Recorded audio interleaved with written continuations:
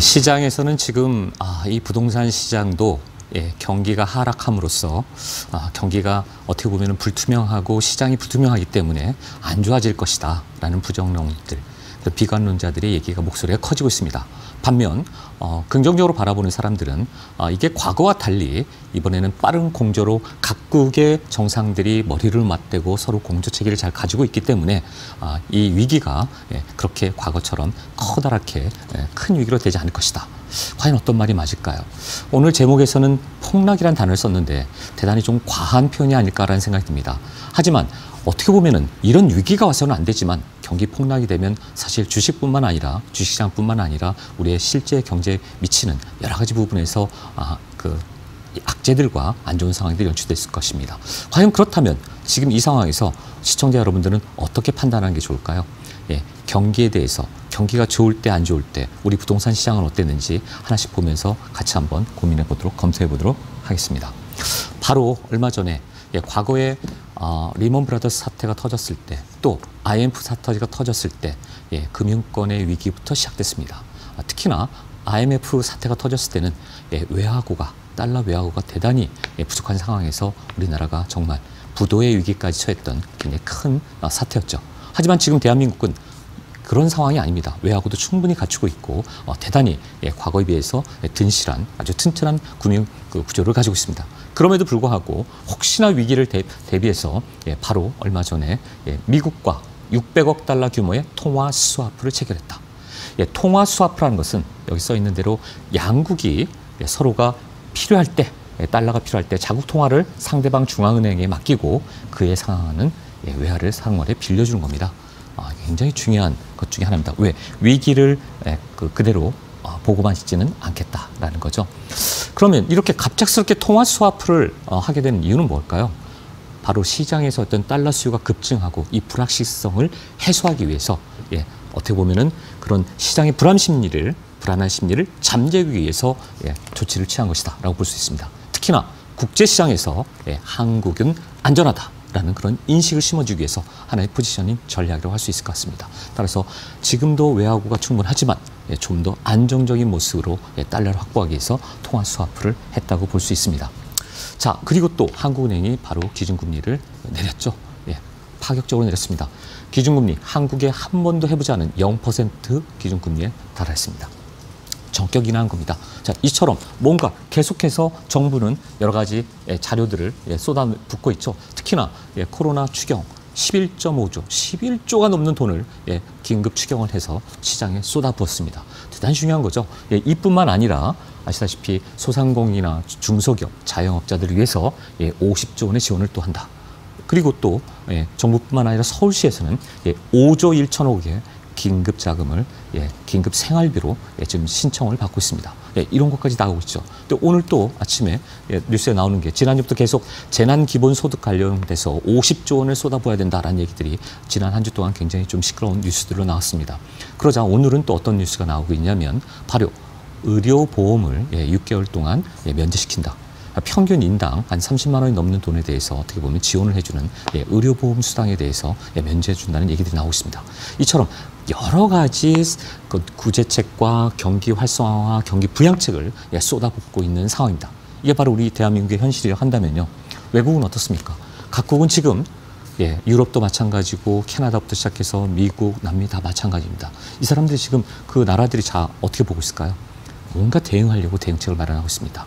만약에 이 위기가 몇 개월 동안 잠재우지도 않고 이게 꺾이지가 않으면서 연말까지 계속해서 확산이 되고 계속 지속이 된다면 말 그대로 비관론자들이 얘기하는 부정적인 얘기들의 우려가 현실화가 될 수 있다. 하지만 이런 전 세계가 지금 서로가 벤치마킹을 하고 이탈리아에서도 우리나라의 방역 시스템이라든가 영국도 마찬가지고요. 곳곳에서 지금 어떤 서로가 잘하는 곳의 그 시스템이라든가 체계라든가 어떻게 대처를 했는지에 대해서 연구하고 거기에 대해서 발빠르게 움직이고 있습니다. 이런 빠른 공조가 만약에 되게 되면 처음부터 미국도 마찬가지고요. 미국 다음으로 유럽이 안정화가 된다면 곧 그 위기는 잠재워질 것이라는 것을 말씀드리고 싶습니다.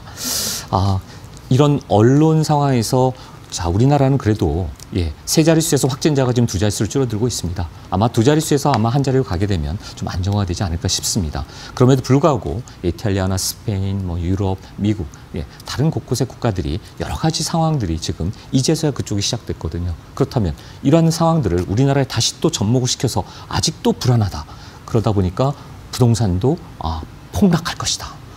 좀 비관론자들이 잘 쓰는, 즐겨 쓰는 표현이죠. 좀 하락하거나 조정기라는 표현을 쓰는 것보다는 폭락한다는 표현을 너무 좀 즐겨 쓰는 것 같습니다. 하지만 폭락이라는 표현은 말씀하신 대로 예전에 저희 IMF 때라든가 어디 있습니까? 저기 리먼 브라더스 사태라든가 이런 때는 20%에서 30%대 평균 얼마 떨어지지 않았습니다. 사스 때 잠깐의 조정이 왔었고 하락이 있었지만 그 다음에 10%, 메르스 사태 때는 그 다음에 5.6%의 상승률이 있었습니다. 그 시기가 잠시 위기였지만 그 위기를 제대로 활용한 분들은 그 이상의 큰 수익을 얻었던 사례를 잊어서는 안 됩니다. 자, 언론에서 어떻게 지금 얘기했습니까? 어떻게 보면 조금씩은 공포 기사들이 많이 쏟아지고 있죠. 예를 들면 강남 아파트 값이 5억이 내려갔다. 실제 가보십시오. 5억짜리 물건들이 다 쏟아져 나왔습니까? 아닙니다. 누군가 증여 때문이라든가 뭔가 급한 사정에 의해서 그 물건이 시장에 나와서 이제 신고 거래가가 신고가 된 것뿐이지 시장 전체의 가격이 그렇게 훅 떨어져 있지는 않은 거죠. 근데 마치 이것이 일반화가 되고 표준화가 된 것처럼 기사에 나오는 이런 부분은 여러분 조심하셔야 된다. 이런 부분을 제대로 걸러서 들으셔야 된다는 것을 제가 말씀드리고 싶습니다. 자, 경기가 좋아져야지만 가격이 오르냐. 제가 아까도 사례들을 사스라든가 메르스 사태도 얘기했습니다만 2013년도 혹은 작년에 우리나라 경기를 보자고요. 작년에 우리나라 2% 성장률 제대로 안 됐습니다. 2% 초반, 역대 가장 성장률이 낮았습니다. 경기가 좋지 않아서 온갖 SOC 사업도 나라에서 막 부양책을 더 늘려고 하고 또 어떻게 했습니까? 홍남기 부총리가 또 긴급하게 SOC 자금을 올해 상반기에 투입해야 된다고 그런 것도 작년 11월, 12월에 났던 얘기입니다. 그만큼 경기가 안 좋았는데도 어땠습니까? 부동산 시장은 여러 가지 규제책이 있었는데도 불구하고 올랐다는 거죠. 거기에다가 또 저금리, 넘쳐나는 유동성 자금의 매물의 공급 부족 현상 이런 것들은 자연스럽게 부동산을 상승시킨다. 따라서 반드시 공식적으로 경기가 좋아야지만 부동산이 많이 올라가고 경기가 안 좋아지면 부동산은 꺾인다. 이런 것들은 여러 가지 변수들이 존재하기 때문에 그거를 원칙이다, 공식이다라고 말씀드리기는 어렵지 않을까라고 생각합니다. 자, 지금 가장 중요합니다. 이런 시기일수록 투자의 기본을 지키고 원칙을 지키면서 역발상 마인드가 필요하다라는 거 제가 강조해드리고 싶습니다. 역발상 마인드로 바로 위기 속에 기회가 있는 겁니다. 그럴 때 급한 매물도 나오고 어떠다 보면은 나오지 않던 시장의 매물들이 나타날 때 어떻게 보면 그런 걸 여러분이 캐치하시고 잡는 게 그런 용기가 필요한 때가 아닌가 싶습니다. 이 많은큼 쏟아지는 어마어마한 지금 시장의 경기를 하락시키지 않고 경기를 활성화시키기 위해서 경기 부양을 위해서 쏟아지는 많은 유동성 자금들 과연 어디로 갈까요? 그 흐름이 여러분 어디로 갈 거라 생각하십니까? 가장 안전한 안전자산 부동산으로 올 거라 저는 생각합니다. 자, 지역 차별화와 풍선 효과도 계속해서 나타날 겁니다. 지금 잠시 코로나 때문에 주춤하고 경기 하방 경직이 돼 있고 거래가 지금 절벽이고 이러한 부분들은 과거보다 좀 심화되긴 하지만 이게 장기적으로 계속 지속되지는 않을 거라고 저는 생각합니다. 자, 그렇다면 어디에 투자를 해야 될까요? 변화가 많은 곳, 희소성이 있는 곳, 그리고 미래 가치가 큰 곳, 거기에 대해서 여러분 투자를 해야 됩니다. 투자자 여러분 각자가 가지고 계신 자금이 다 틀릴 것이고 투자의 성향도 틀립니다. 어떤 분은 땅에 투자하고 싶고 또 어떤 분은 아파트, 어떤 분은 빌라, 다세대, 혹은 재개발 물건 이런 여러 가지 오피스라든가 여러 가지 수익성 상품에 대해 관심을 가지고 있으실 겁니다. 그런 분들은 선착순으로 제가 10분만 무료로 좀 상담해드리고 있습니다. 여러분들이 궁금하신 사항이 있고 여러분의 투자 개인적인 상황이 다 다르기 때문에 그런 부분에 대해서 신청을 하시면 선착순 10분에 대해서는 개인 상담을 통해서 여러분이 어떤 방향으로 어떤 전략으로 어떻게 그것이 땅이든 아파트든 투자하는 게 좋을지 투자처에 대해서 고민해보고 방향을 잡는 시간을 갖도록 하겠습니다. 마지막으로 제가 드리고 싶은 얘기는 미드라시 유대인의 지혜서죠. 거기에 이런 얘기가 나옵니다. This too shall pass away. 이 또한 지나가리라. 맞습니다.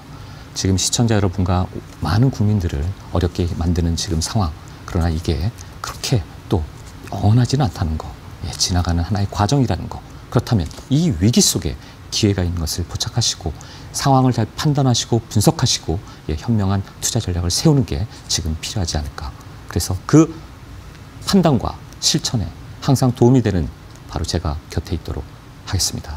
이상입니다.